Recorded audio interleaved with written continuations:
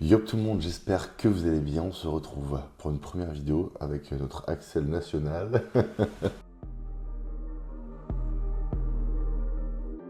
J'avais plusieurs questions, mais je voulais savoir quel est ton premier souvenir dans les sports de combat? Eh bien, c'était le karaté, donc la salle de karaté où je m'entraînais, donc je devais avoir 4-5 ans. On me mettait au coin parce que j'étais plein d'énergie, je bougeais partout. Ils avaient accepté de me prendre à l'époque parce que peu de clubs acceptaient les enfants à ce moment-là à Nice. Et tes parents t'ont mis au sport de combat comme tout enfant pour faire un sport ou parce que, comme tu disais, tu étais trop énergique? J'étais un peu hyperactif, donc du coup, ma mère, elle avait la bonne idée de vouloir me faire un sport de combat pour me canaliser. Alors, le karaté, je pense que c'était un bon sport en soi. Il est super intéressant même pour le MMA, mais après, le club dans lequel j'étais, on mettait pas trop l'accent sur le combat et les katas, etc.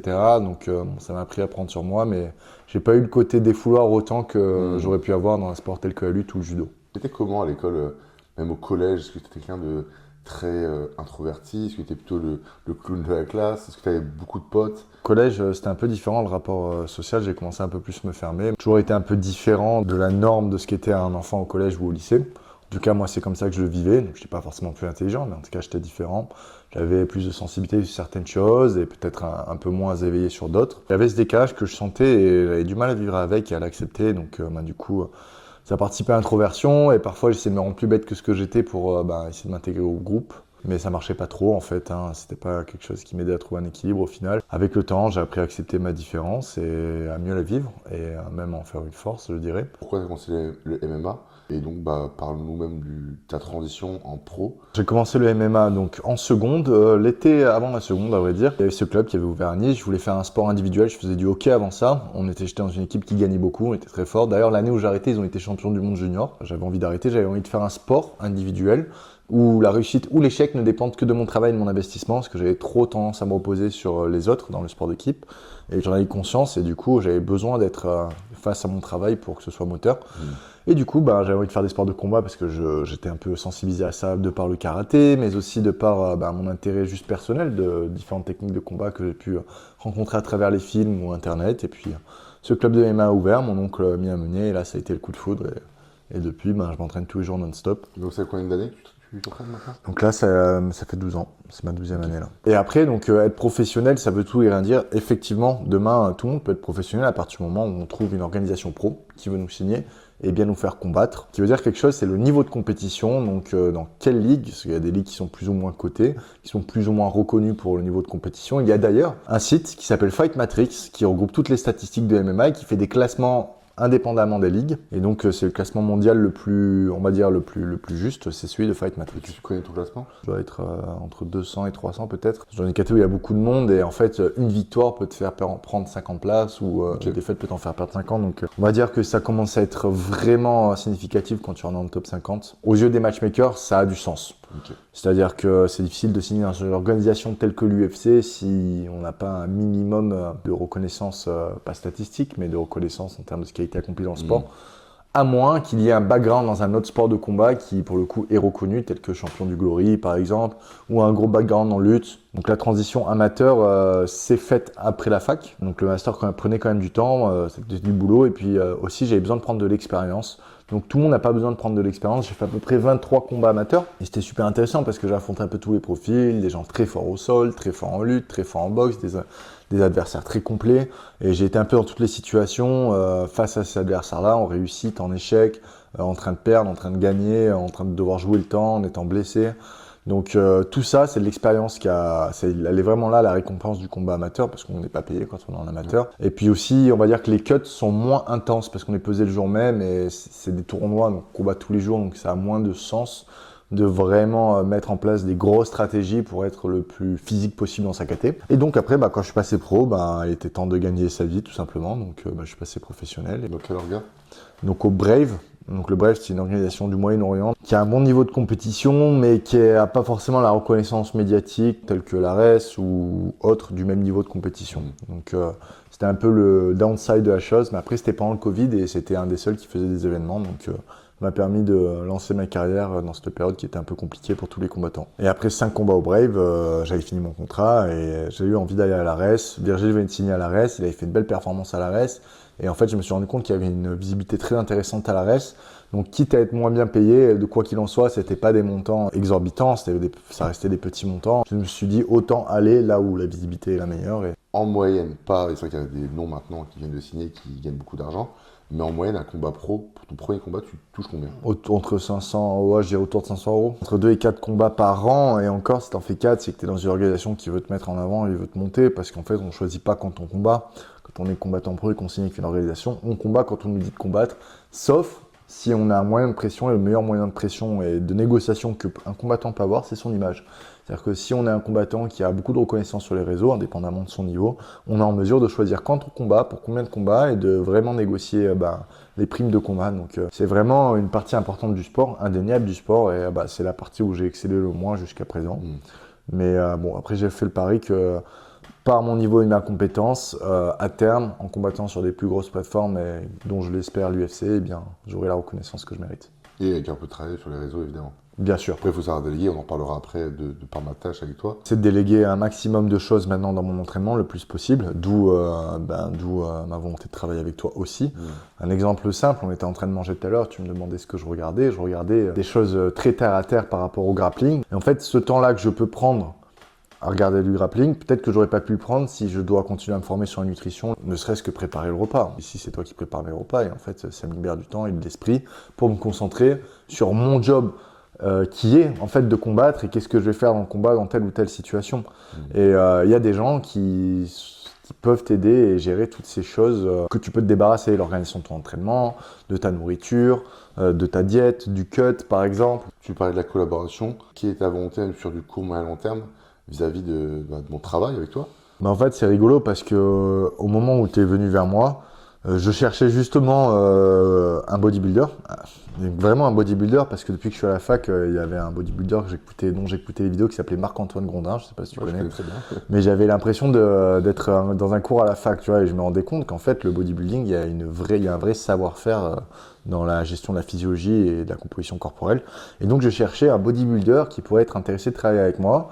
Donc, j'étais en amont d'un combat, donc je gérais mon cut et j'avais vraiment la volonté de décharger cet aspect-là et d'aller plus loin aussi parce que j'avais conscience aussi de mes limites dans ce que j'avais appris dans le temps imparti. Et je te vois passer, je regarde le compte et là, en fait, par ton physique, j'ai vu le savoir-faire tout simplement. C'était une belle opportunité pour moi d'aller plus loin sur cet aspect-là. Déjà, c'est une décharge mentale, je suis moins stressé de la diète, ça me donne aussi de l'espoir à vrai dire parce que jusqu'à présent, les cuts étaient assez difficiles. Pas difficile, j'y arrive, mais en fait, je me rends bien compte que c'est pas efficient la manière dont je gère mon poids.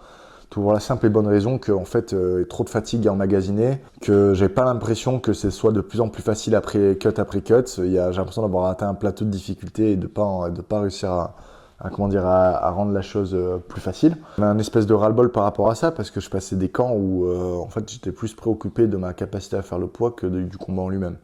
Donc j'avais plus peur de tout le processus de faire le poids que du combat en lui-même.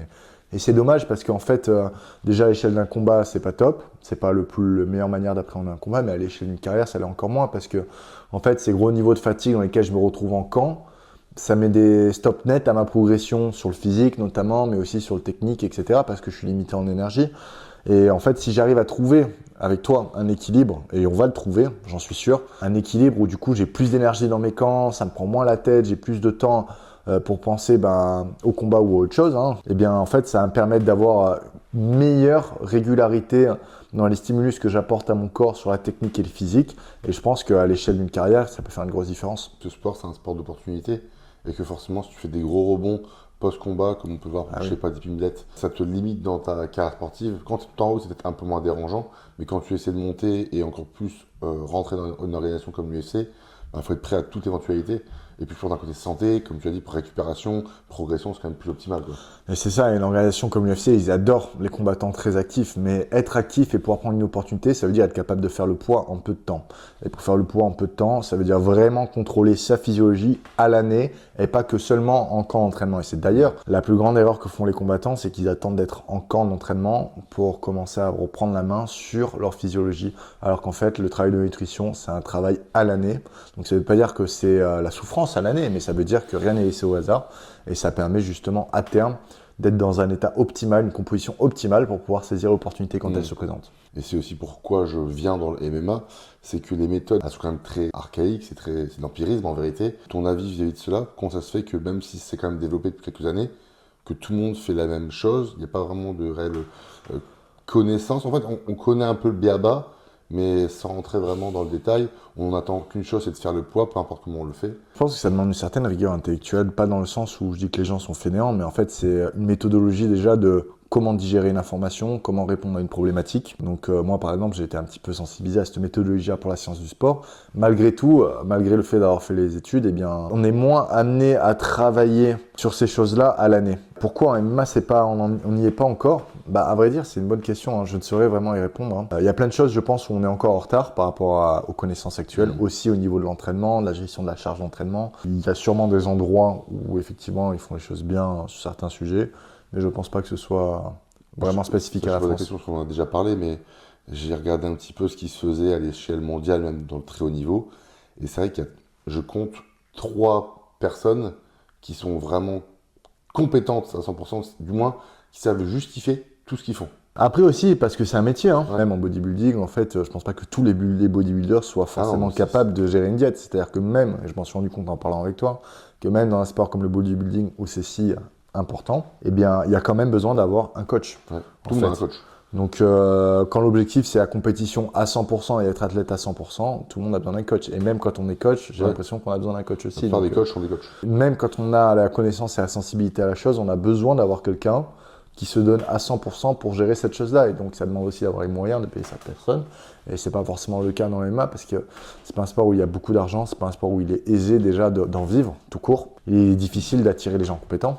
En fait, tout simplement, ou d'avoir un rapport, un format de suivi qui permettrait d'avoir quelqu'un comme toi qui le suit. Tu prends l'exemple même des combattants qui commencent à bien gagner leur vie à l'UFC ou d'autres orgas, et pourtant ils font aussi de la merde parce qu'ils font le poids à la fin, mais il y a quand même beaucoup de méthodes qui sont très douteuses. Après, il y a quelque chose en dehors de la nutrition, hein, mais du coup qui expliquerait le pourquoi, c'est qu'en fait, quand on a une méthodologie qui a marché une fois, c'est important, enfin ça devient important, je pense, d'en faire une routine, tu vois. Par exemple, là, pour notre approche de ce camp-là, il y a des moments, je sais déjà que ça va être un petit peu difficile pour moi parce que ça va être très différent de ce que j'ai fait jusqu'à présent. Et je sais que ce que j'ai fait jusqu'à présent n'est peut-être pas optimal, mais je sais que ça marche. Je sais que j'y arrive, peut-être pas dans la meilleure condition, mais j'y arrive. Donc, va y avoir un petit stress pour moi à certains moments parce que ça va être très différent dans la gestion de ce que j'ai pu faire. Mais par contre, je sais qu'une fois qu'on l'aura fait, tu n'auras plus de doute. Là, ce sera vraiment le top du top parce que voilà, j'aurai une nouvelle méthode qui sera plus efficiente. Et c'est aussi pour ça que c'est bien qu'on le fasse la première fois à la reste, parce que si on rajoute le stress de l'UFC pour ton premier combat, c'est ce que je me disais. C'est autre chose. Tu parlais du cutting, c'est qu'on a beaucoup de doutes par rapport au cutting, beaucoup de peur, il y a beaucoup de gens qui voient ça comme le premier combat. Pourquoi le cutting, il est tort redouté de manière générale? Il a une difficulté qui ne devrait pas être le manque d'efficacité dans la semaine avant le cutting, dans les semaines avant le cutting et la semaine du cutting, eh bien, on fait des bêtises qui sont pas optimales et qui du coup augmentent la nécessité ou la charge que le cutting va avoir pour pouvoir faire le poids. Je pense profondément que le cutting n'est pas la phase la plus difficile. Je pense que même la semaine avant le cutting n'est loin d'être la phase la plus difficile. Je pense que la phase la plus difficile, c'est toute la rigueur à l'année qui est nécessaire pour que justement le cutting ne soit pas si impactant pour le corps. Mon but, c'est de dégager un maximum de temps, d'énergie, de focus sur ton combat, parce qu'évidemment, à ce moment-là de préparation de camp, tu as envie de te focaliser que là-dessus, qu'il me délègue un maximum de choses et qu'il se focus uniquement sur son combat.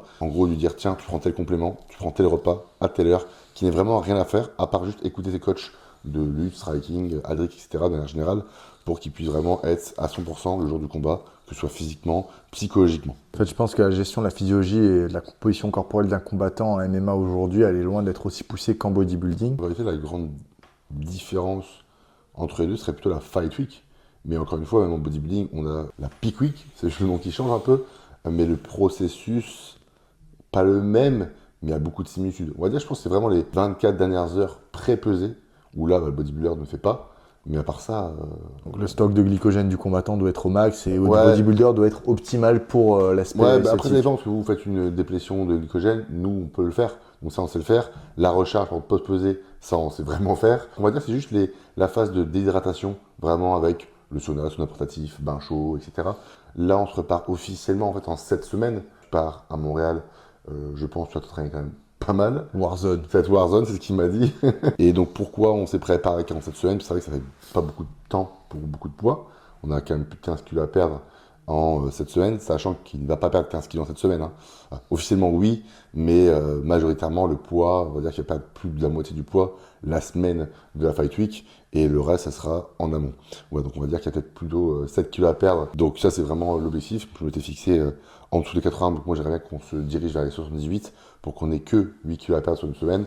On s'est préparé tardivement, tout simplement parce que c'était un choix de ma part. On aurait pu commencer plus tôt, mais je pense vraiment que le temps qu'on a pris pour faire en sorte que tout soit optimal, paiera cette préparation. Ça reste encore loin d'être efficient, parce que pour créer un métabolisme, ça c'est pas en 2 mois, hein, ça fait pas longtemps qu'on travaille ensemble. Donc ça sera surtout post-arrest, là, post-fight, où là on va vraiment pouvoir s'amuser et voir un accès encore bien différent. Je pense que tu seras vraiment prêt à prendre de la masse musculaire, notamment à rester plus sec à l'année, et donc tes prochains régimes, ça sera encore plus facile. Donc si celui-là, tu trouves qu'il est plus facile que d'habitude, les prochains le seront encore plus. Donc ça, c'est vraiment le but. Donc on a généralement entre 8 et 12 semaines de préparation. Et ce qui est bien, c'est qu'avec ces 8 à 12 semaines, on a le temps de planifier les choses. Je vais planifier ta perte de poids semaine après semaine, parce que évidemment, tous ces entraînements ne se valent pas. Tous les jours d'entraînement ne se valent pas. Et il aura besoin d'énergie à un moment clé, et parfois moins. Et en fait, en fonction, tu n'auras jamais de crainte, parce que si on en avance, juste on va relâcher un peu la pédale.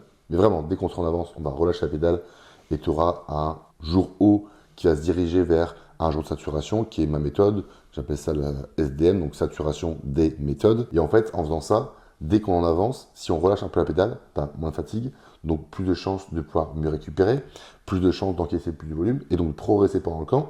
Et en plus de ça, plus de nourriture, c'est toujours cool. Par contre, si on est sur ma lignée, donc mon plan de base, là, on ne change rien, on voit ce qui se passe jusqu'à la semaine prochaine, ou au prochain bilan, qui peut être dans 2, 3, 4 jours, etc. Et par contre, si on est en retard, moi, en fait, je vais faire des changements pour qu'on rattrape ce retard. Donc, en fait, peu importe ce qui se passe, on sera toujours bon. Et ce qui est bien, c'est que le plan n'est jamais figé, et c'est là où ça va faire complètement la différence pour le cutting. Je te l'explique tout le temps, mais le corps déteste le stress, il adore l'hémostasie, donc c'est l'équilibre. Et nous, avec ça, on va venir chercher cet équilibre. Mais je voulais aussi parler du post-combat, juste ta relation que tu avais eue sur les post-combats jusqu'à maintenant. C'était la psychologie qui dirigeait et pas la logique. Et le problème, c'est que la psychologie était fortement impactée par un camp dur. Donc les pires recherches que j'ai fait, c'était manger au restaurant quasiment à chaque repas pendant 2 semaines. Je vais au restaurant, je mange un plat de pâtes, une pizza et en dessert, je reprends un plat de pâtes, par exemple. Et sinon, je me faisais des repas. Qu'est-ce qui se passe dans ta tête? Est-ce que tu te dis, parce que nous en bodybuilding, c'est allez, je mange celui-là et demain, je remets la diète. Tu vois ce que je veux dire? En fait, au début, on cheatait, 1 fois, 2 fois, 3 fois. Non, moi, je me dis pendant 1 semaine, 2 semaines, en fait, je relâche l'entraînement, je relâche tout. Et donc, il y a aucun moment où, en fait, je laisse un temps à mon système digestif pour récupérer, tu vois. Et des fois, je prends même plus de plaisir à le faire, tellement ça me fait mal de manger autant, mais en fait, le psycho prend le dessus sur le physio. Mais qu'est-ce qui fait que tu arrêtes de faire de la merde, entre guillemets, du jour au lendemain? Quand je décide de recadrer. Que je vois mon poids qui monte et je me dis je suis pas bien, et puis je suis lent, je fatigue vite, et en fait même m'entraîner dans ces conditions-là, c'est pas agréable. Donc je me décide de m'y remettre, mais là ce qui se passait, c'est que du coup j'atteignais un plateau au niveau du poids, qui quand je faisais n'importe quoi comme ça, j'arrivais après à 88 kg, et j'arrive plus à redescendre. J'ai beau me remettre à manger à peu près ordonné, ça redescend plus, et la seule chose qui me fait redescendre, c'est une restriction calorique sévère. Et ça me fait penser un peu aux gens qui sont obèses. Si vous êtes en surpoids et que vous regardez la vidéo, souvent vous allez vous dire je comprends pas, il y a des gens qui maigrissent trop vite, moi j'y arrive pas même si je suis affamé. Et le problème c'est ça, c'est qu'il y a beaucoup trop de yo-yo. Donc souvent vous mangez un peu trop gras, trop calorique, et au bout d'un moment vous vous dites là il faut que je perde du poids, donc vous faites une nouvelle méthode, des fois parfois à la mode, ou des régimes qui sont beaucoup trop restrictifs, que vous tenez peut-être que 5 jours, 1 semaine, 2 semaines, et en fait le corps à force, comme je disais tout à l'heure, il aime que sa survie, son hémostasie. Et ce qui fait qu'avec le temps, vous brûlez de moins en moins, et que le jour où vous faites un écart, vous allez prendre 2-3 kilos. Le but, c'est pas d'avoir la diététique la plus parfaite possible. Là, on le fait parce qu'on a quelque chose de très court, et il faut que je comprenne aussi comment Access fonctionne. Mais pour vous, c'est des petites habitudes alimentaires au quotidien, et qui vous font aussi plaisir. Parce que le plaisir, c'est vraiment quelque chose qui doit être intégrant dans votre quotidien. Si vous ne prenez pas de plaisir à ce que vous faites, même dans votre diète, vous n'irez nulle part. Donc si dans votre repas, vous voulez manger du fromage, encore une fois, c'est parcimonie, mais vous allez voir que si vous en mangez très régulièrement, du fromage, du chocolat, etc., vous allez pouvoir apprécier ce que vous faites, et donc le garder sur du moyen long terme. Et ça, c'est exactement ce que j'ai envie de faire avec mes combattants. Donc évidemment, j'ai des combattants qui vont être très précis dans leur méthodologie et qui vont avoir une expertise beaucoup plus poussée. Donc chez ces gens-là, je vais avoir une approche très bodybuilding, très efficient, mais ça me va aussi d'être beaucoup plus flexible. Et après, il y a des moments où on doit être plus, pas dur, mais plus efficient. En camp, évidemment, quand on arrive sur des défis caloriques, on ne va pas se permettre d'avoir des carences en vitamines, en minéraux, en micronutrition de manière générale. Et là, on va venir chercher plus l'efficience. Et parce que aussi, derrière, les résultats qu'on demande sont de très haut niveau. Quels sont tes objectifs pour la suite? Court, moyen, long terme. Cette année, rentrer à l'UFC. Okay. Rentrer à l'UFC, faire une superbe performance à la race, progresser, prendre de l'expérience donc dans mon combat, mais aussi dans mes entraînements en parallèle. Retourner en Russie aussi pour m'entraîner, parce que vraiment, c'est un des meilleurs endroits au monde pour s'entraîner. Régulariser mon métabolisme, être plus léger à l'année, en mangeant plus et en prenant plus de plaisir à rentrer en diète ou à être hors diète. Donc vraiment régulariser mon rapport à la nourriture. Et moyen terme, évoluer à l'UFC, monter dans le classement, etc. Et long terme, pourquoi pas champion de l'UFC. Hein. Viser l'excellence, comme tu as dit. N'hésitez pas à suivre Axel sur les réseaux, de lui envoyer de la force, ça fait toujours plaisir en tant que combattant et athlète pro. Donc merci en tout cas, on se voit le week-end prochain et prenez soin de vous. Passion, action, noble intention creates progress.